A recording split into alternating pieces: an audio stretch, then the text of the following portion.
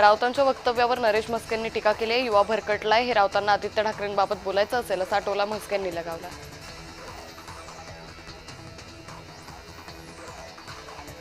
Petrol diesel दरवाढीवरून खासदार बळवंत वानखडेंनी मोदी सरकारवर हल्लाबोल केलाय। भावनिक आवाहन करून जनतेची दिशाभूल करत असल्याचा आरोप वानखडेंनी केलाय। राज्यात कांद्याचा दर कोसळल्यानं शेतकरी हवालदिल झालाय। या संदर्भात सरकार नक्कीच मार्ग काढेल असा विश्वास राधाकृष्ण विखेंनी दर्शवलाय। बंगळुरूला जाण्यासाठी मुख्यमंत्री फडणवीसांनी विशेष विमान सोडून इंडिगोच्या विमानानं प्रवास केला। पंतप्रधानांच्या आवाहनाला प्रतिसाद देत फडणवीसांनी विशेष विमानाचा वापर टाळला।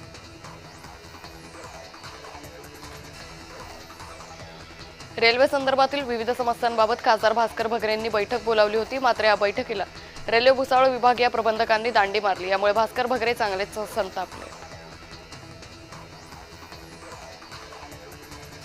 आंबा काजू बागायतदारांच्या मुंबईतील आंदोलनावेळी पोलिसांनी अनेकांची धरपकड केली।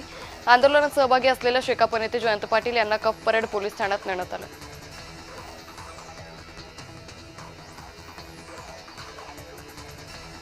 संजय राऊतांनी देशातील युवकांवर टीका केली आहे। सध्या भारतीय युवक भरकटलेला आणि मंद झालाय अशी पोस्ट संजय राऊतांनी केली।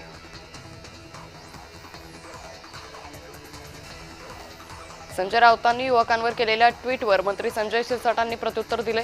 राऊतांसोबतचे लोक मंदबुद्धीचे असतील म्हणून त्यांना हा विचार आला अशी टीका शिरसाटांनी केली।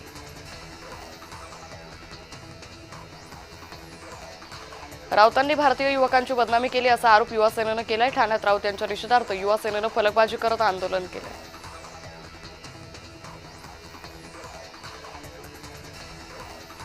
शरद पवारांनी तटकरे आणि पटेल यांचं कौतुक केल्यानं राजकीय वर्तुळात चर्चांना उधाण आलंय। यावर शरद पवारांच्या वक्तव्याचा राजकीय अर्थ काढू नका असं आवाहन हसन मुश्रीफांनी केलंय।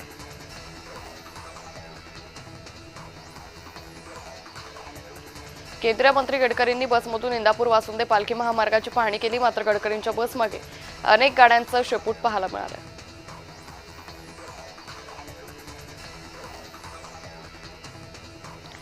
भाजप प्रदेशाध्यक्ष रवींद्र चव्हाण डोंबिवली ते छत्रपती संभाजीनगर रस्ते मार्गाने प्रवास करणार आहेत। मोदींच्या आवाहनाला प्रतिसाद देत चव्हाणांनी विमान प्रवास टाळला।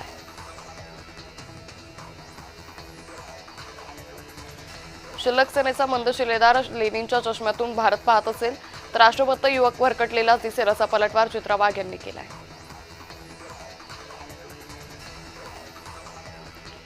पुण्याप्रमाणे मुंबईतही प्रत्येक घराला मालमत्ता पत्रक देण्यात येणार अशी घोषणा महसूल मंत्री चंद्रशेखर बावनकुळेंनी केली आहे।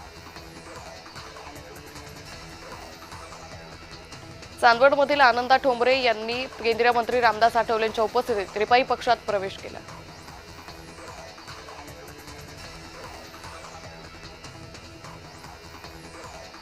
उपमुख्यमंत्री सुनेत्रा पवारांनी पुणे जिल्ह्याची नियोजन बैठक ऑनलाईन घेतली। पंतप्रधान मोदींनी केलेल्या काटकसरीच्या आवाहनानंतर नेत्यांच्या बैठका ऑनलाईन स्वरूपात होत आहेत।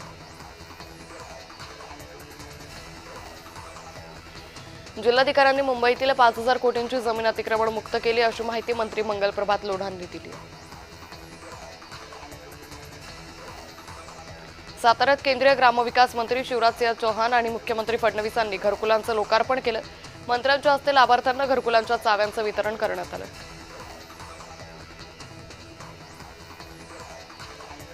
राष्ट्रवादी काँग्रेस पक्षाकडून निवडणूक आयोगाला पक्षाच्या राष्ट्रीय कार्यकारिणीची यादी सुपूर्द करण्यात आली। 22 पदाधिकाऱ्यांच्या नावाची राष्ट्रीय कार्यकारिणीची यादी केंद्रीय निवडणूक आयोगानं जाहीर केली।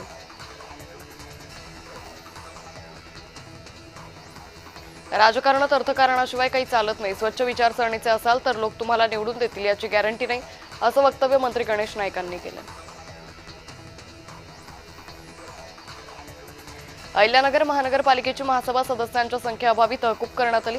राष्ट्रवादी आणि भाजपच्या नगरसेवकांनी महासभेकडे पाठ फिरवली। सभेला सर्व पक्षांचे मिळून केवळ 5 नगरसेवक उपस्थित राहिले। निवडणुका संपल्या आणि जीवनावश्यक वस्तूंच्या किमती वाढवल्या। पुन्हा जनतेकडून पैसे लुटण्याची ही परंपरा 2014 पासून सुरू आहे अशी टीका नाना पटोलेंनी केली।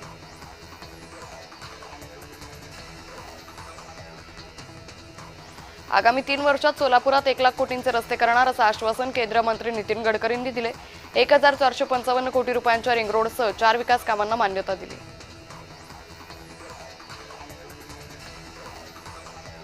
संजय राऊतांनी भारतीय तरुणांवर केलेल्या टीकेला युवासेना कार्याध्यक्ष पूर्वेश सरनाईकांनी प्रत्युत्तर दिले. संजय राऊत स्वतःच भरकटलेले असा पलटवार त्यांनी केलाय.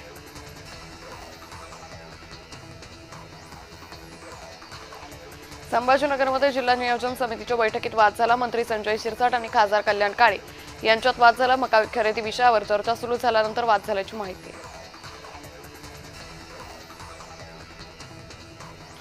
नीट पेपरफुटी प्रकरणी खासगी क्लासेसचे संबंध समोर आल्यानंतर मंत्री राधाकृष्ण विखे यांनी सरकारला घरचा आहेर दिला. नीट पेपरबाबत सरकारनं नीट विचार करणं गरजेचं असल्याचं विखे म्हणाले.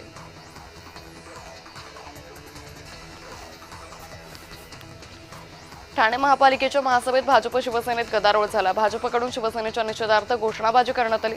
शिवसेनेने 5 मिनिटात 232 विषय मंजूर केल्यावरून आणि राष्ट्रगीताच्या अपमान प्रकरणी भाजप तक्रार करणार आहे. आमदार रोहित पवार यांनी इंधन दरवाढीबाबत भाष्य केलंय. सरकार निवडणूक मोडमध्ये अडकल्याची टीका रोहित पवारांनी केली.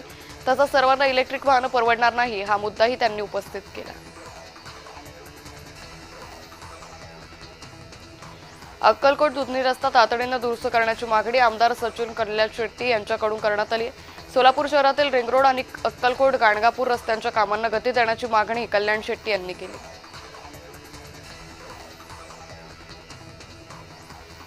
मनसे नेते दिलीप धोत्रे यांनी अपघातानंतर कार्यकर्त्यांना आवाहन केलंय. मुंबई पुणे मार्गावर रात्री अपघात झाला असला तरी काळजी करण्यासारखं काही नाही, मी सुखरूप असल्याचं धोत्रे म्हणाले.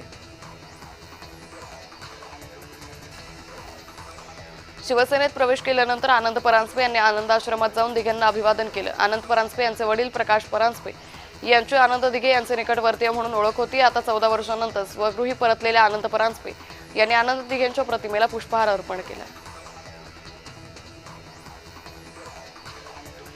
आंबा काजू बागायतदारांना योग्य दर देण्यात यावा यासाठी राजू शेट्टींच्या नेतृत्वाखाली आंदोलन करण्यात आलं. या आंदोलनाला विरोधी पक्षानं पाठिंबा दिला. यावेळी राजू शेट्टी यांना पोलिसांनी ताब्यात घेतलं.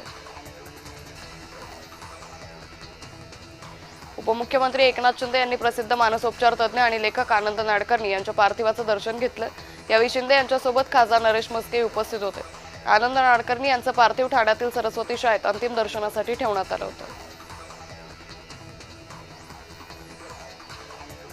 आंबा उत्पादक शेतकऱ्यांना सरसकट मदत मिळावी असं मत सुनील तटकरे यांनी व्यक्त केलंय. साताऱ्यात आंबा लागवड असेल त्यांना सरसकट मदत व्हावी असंही ते म्हणाले. दादांच्या निधनानंतर आम्हाला पक्ष मजबूत करायचा, सर्वजण एकत्रित बसून मार्ग काढू. पक्ष विलिनीकरणाच्या प्रश्नावर सुनील तटकरे यांनी हे उत्तर दिलंय.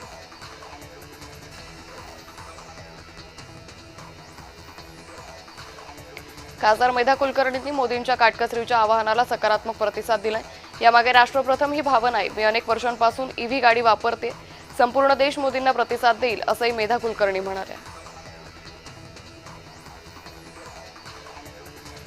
परिवहन मंत्री प्रताप सरनाईक यांनी तिकिटाच्या दरवाढी संदर्भात भाष्य केले. पेट्रोल डिझेलच्या किमती वाढल्यानं आम्हाला जास्त फटका बसणार आहे. आम्ही सद्यस्थितीत दरवाढ केलेली नाही, पण भविष्यात दरवाढ करावी लागेल, सहन करू शकत नाही असं सरनाईक म्हणाले.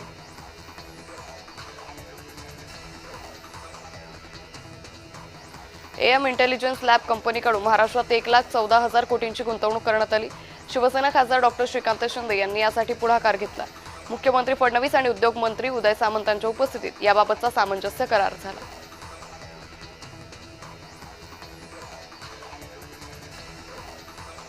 मंत्री नितेश राणेंनी आंबा काजू उत्पादक शेतकऱ्यांचा मुंबईत मोर्चा राजकीय असल्याचं म्हटलंय.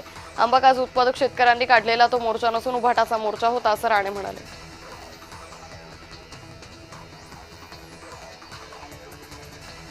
खासदार नरेश मस्के यांना सुप्रीम कोर्टानं दिलासा दिलाय. राजन विचारे यांनी सुप्रीम कोर्टात दाखल केलेली याचिका फेटाळण्यात आली. नरेश मस्के यांनी प्रतिज्ञापत्रात गुन्हे लपवले असा आरोप करत विचारे यांनी आधी हायकोर्ट नंतर सुप्रीम कोर्टात याचिका केली होती.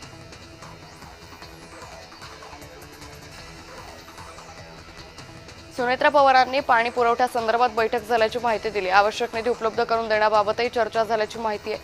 पाणी कपात नाही, पण पाण्याची कमतरता पडू शकते, त्या दृष्टीनं नियोजन सुरू आहे असं सुनेत्रा पवार म्हणाल्या.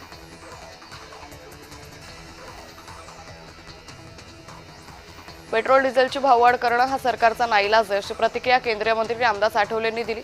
मात्र राज्य सरकार उत्पादन शुल्क कमी केल्यास दिलासा मिळेल अशी शरद पवारांची सर्वपक्ष बैठकीची सूचना योग्य असल्याचे आठवले म्हणाले.